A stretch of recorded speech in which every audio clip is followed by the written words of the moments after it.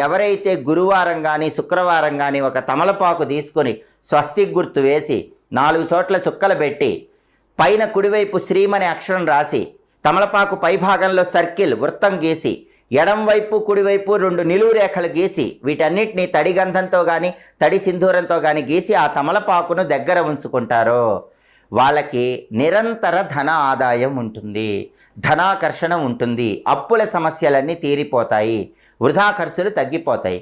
ఇలా ఏర్పాటు చేసుకున్న తమలపాకు గురువారం నుంచి లేదా శుక్రవారం నుంచి 21 రోజుల పాటు మీ దగ్గర ఉంచుకోవాలి. 21 రోజులు పూర్తయిన తర్వాత ఎవరు తొక్కని చోట చెట్టు మొదట్లో వేయండి లేదా పారే నీళ్ళల్లో వదిలిపెట్టండి.